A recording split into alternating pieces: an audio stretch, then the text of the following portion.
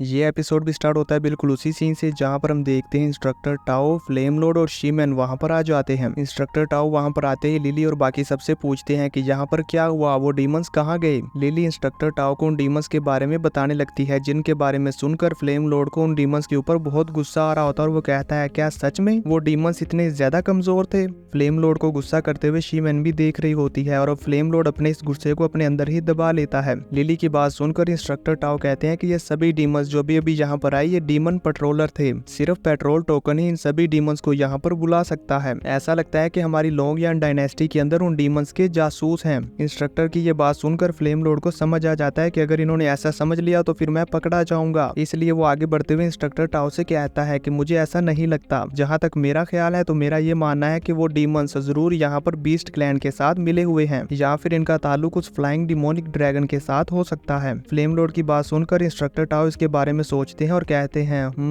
तुम्हारी इस बात का भी सेंस बनता है। मुझे लगता है कि हमें इस मामले की जड़ तक पहुंचने के लिए फौरी तौर पर इन्वेस्टिगेशन करनी चाहिए। ये कहने के बाद इंस्ट्रक्टर टाओ ली और उसकी टीम से कहते हैं तुम सभी लोग जल्दी से एकेडमी वापस चले जाओ क्योंकि यहाँ पर रुकना सेफ नहीं है। जिस पर वो सभी हाँ करते हैं। अब इंस्ट्रक्टर टाओ और वो सब लोग वहाँ से फ्लाई करके चले जाते हैं। उनके जाने के बाद किन कहता है फाइनली ये लोग चले गए। वो 5 कलर्ड होली ड्रैगन पता नहीं कहाँ चला गया। वो वाकई में ही एक्स्ट्रा ऑर्डिनरी है, हमें उससे मिलना चाहिए। तभी ली का डियर बीस्ट भी वहाँ पर आ जाता है तो ली उससे पूछता है कि वो 5 कलर्ड सैक्रेड डियर कहाँ गया। जिस पर ली का डियर उससे कहता है मैं जानता हूँ कि वो कहाँ है और उन्होंने मुझे तुम्हें बुलाने के लिए भेजा है। वो तुमसे कुछ बात करना चाहते हैं। जिस पर ली कहता है ठीक है चलो चलते हैं। ली के साथ साथ उसके बाकी के टीममेट्स भी आने लगते हैं तो वो डियर उनसे कहता है ये सब लोग हमारे साथ नहीं आ सकते, तुम्हें अकेले ही चलना होगा। जिस पर ली अपने बाकी सभी टीममेट्स को वहीं पर रोक देता है और फिर अपने डियर के साथ वहां से 5 कलर्ड सैक्रेड डियर के साथ मिलने के लिए चला जाता है। चलते चलते वो दोनों काफी दूर आ जाते हैं लेकिन अभी तक ली को वो सैक्रेड डियर नजर नहीं आया होता। इसलिए ली अपने डियर से कहता है कि वो कहाँ पर है,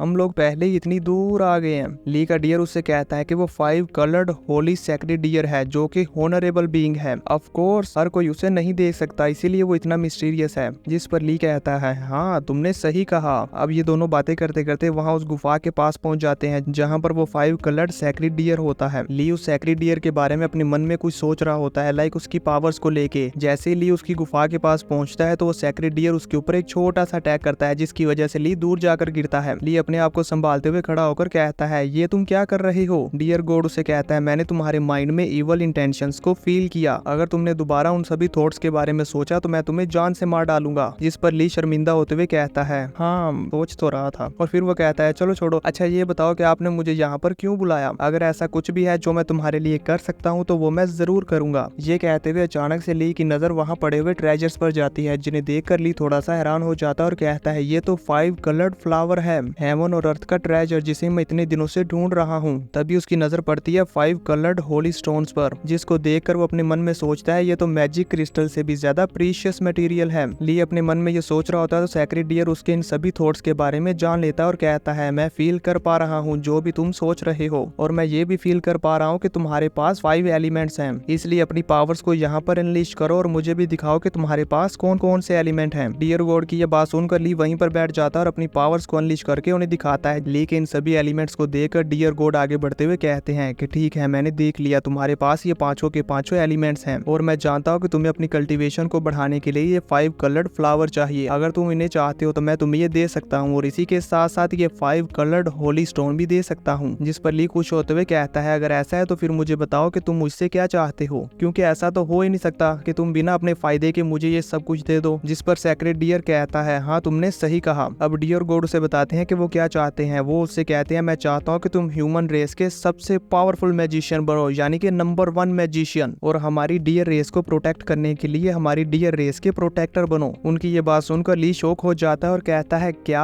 आप तो मुझे कुछ ज्यादा ही समझ रहे हो, मैं तो इतना ज्यादा स्ट्रॉन्ग नहीं हूँ। डियर गॉड की ये बात सुनकर ली का डियर भी अपने मन में सोचता है कि ह्यूमन रेस का नंबर 1 यानी कि सुप्रीम मैजिशियन बनना बहुत मुश्किल है और इसके लिए बहुत ज्यादा प्रैक्टिस, कल्टीवेशन और सालों की जरूरत होती है। हालांकि ली बहुत टैलेंटेड है लेकिन फिर भी ह्यूमन रेस का नंबर 1 मैजिशियन बनना, ये गोल अचीव कर पाना ली के लिए बहुत डिफिकल्ट होने वाला है। दूसरी तरफ सैक्रेड डियर ली को समझाते हुए कहते हैं कि तुम्हारे पास 5 मैजिक एलिमेंट्स हैं, ये तुम्हारे लिए हेवंस की तरफ से गिफ्ट है और अगर तुम बहुत ज्यादा हार्डवर्क करते हो तो तुम्हारा फ्यूचर काफी ज्यादा ब्राइट होगा और अगर तुम खुद पर ही यकीन नहीं करते और इतने कॉन्फिडेंट नहीं हो कि तुम इस गोल को अचीव कर पाओगे तो तुम यहाँ से जा सकते हो। जिस पर ली कहता है नहीं नहीं नहीं, मुझे खुद पर यकीन है, लेकिन इसके लिए तुम्हें मुझे टाइम देना होगा, और अगर तुम मुझे टाइम देते हो तो मैं ये गोल अचीव करके दिखा सकता हूँ, और अगर तुम मुझे टाइम नहीं देते और चाहते हो कि शॉर्ट टर्म में ये सब कुछ हो जाए तो ये पॉसिबल नहीं है, पर अगर तुम मुझे 100 ईयर्स देते हो तो फिर चांस है कि मैं ये सब कुछ अचीव कर सकता हूँ। ली की बात सुनकर सेक्रेड डियर कहते हैं ठीक है, तो फिर हम एक एग्रीमेंट करते हैं। ली कहता है कैसा agreement? Sacred dear equality agreement. जिस पर ली कहता है कि आप हम दोनों को इस कॉन्ट्रैक्ट में एक दूसरे के साथ बांधना चाहते हैं, पर यह तो इम्पॉसिबल है। जिस पर सेक्रेड डियर कहते हैं इस दुनिया में बहुत ही कम लोग हैं जिनकी बॉडी में 5 एलिमेंट्स होते हैं जैसे कि तुम और मैं, पर मैं पावर में अभी तुमसे ज्यादा स्ट्रॉन्गर हूँ और इसलिए मैं खुद को तुम्हें सबमिट नहीं कर सकता। ये इम्पॉसिबल है और मेरे ख्याल में तुम भी ये नहीं चाहोगे कि मैं तुम्हारे ऊपर कंट्रोल करूँ, इसीलिए हम दोनों इक्वालिटी एग्रीमेंट करेंगे। जब तुम्हारी स्ट्रेंथ और पावर मेरे जितनी हो जाएगी तो फिर हम एक दूसरे की हेल्प कर सकते हैं। जब भी हमारा डियर क्लैन मुश्किल में होगा तुम हमारी हेल्प करने के लिए आओगे, और जब तुम्हारी ह्यूमन रेस खतरे में होगी तो मैं डेफिनेटली तुम्हारी हेल्प करने के लिए आऊंगा। इस बारे में तुम्हारा क्या ख्याल है? क्या तुम ये एग्रीमेंट करना चाहते हो? जिस पर ली कहता है जी जरूर, चलो शुरू करते हैं। इसी के बाद सेक्रेड डियर वहाँ पर एक फॉर्मेशन बनाते हैं जिसमें ली और सेक्रेड डियर एक दूसरे के साथ कॉन्ट्रैक्ट करते हैं। एग्रीमेंट होते साथ ही सेक्रेड डियर वहाँ से चले जाते हैं। जैसे ही ली अपनी आंखें खोलता है तो वो सेक्रेड डियर को वहाँ पर ढूंढने लगता है, पर सेक्रेड डियर उसे अपने आसपास कहीं भी नजर नहीं आता। अब उसे सेक्रेड डियर की आवाज सुनाई देती है जो उससे कहते हैं कि अभी अभी जो तुमने देखा वो मेरी स्पिरिट कॉन्शियसनेस थी, पर जब भी तुम्हें मेरी जरूरत होगी मैं जरूर आऊंगा, और एक बार जब तुम मेरे लेवल पर पहुंच जाओगे तो फिर तुम मेरी रियल बॉडी को समन कर सकते हो, लेकिन उससे पहले तुम मेरी रियल बॉडी को नहीं बुला सकते। उम्मीद करता हूँ कि हम जल्दी ही मिलेंगे। सेक्रेड डियर की ये बात सुनकर ली सोच रहा होता है कि ये सब अभी अभी जो हुआ कहीं ये कोई ख्वाब तो नहीं। ली का डियर उससे कहता है मास्टर लॉर्ड होली डियर वो बहुत ही ज्यादा पावरफुल है, एक बार जब आप ग्रैंड मास्टर के लेवल पर पहुंच जाओगे तो फिर हमें चांस मिलेगा उनसे मिलने का। जिस पर ली उससे पूछता है क्या तुम्हें पता है कि वो कहाँ पर रहते हैं? जिस पर वो कहता है ऑफ कोर्स अपने डियर क्लैन में। और फिर अब ली खड़ा होते हुए कहता है चलो ठीक है, अब हमें इसके बारे में ज्यादा नहीं सोचना चाहिए, चलो हम अकेडमी वापस चलते हैं। ये कहते हुए ली वहाँ पर पड़े 5 कलर्ड फ्लावर्स और होली स्टोन्स को अपनी स्टोरेज रिंग में स्टोर कर लेता है, और फिर वो सभी लोग वहाँ से वापस अपनी अकेडमी आ जाते हैं, जहाँ पर अकेडमी के गेट के सामने आकर वो सभी एक दूसरे को अलविदा करते हैं और फिर अपने अपने कोर्टयार्ड में चले जाते हैं। ली भी वहाँ से कल्टीवेशन करने के लिए चला जाता है और इसी के साथ ये एपिसोड खत्म हो जाता है।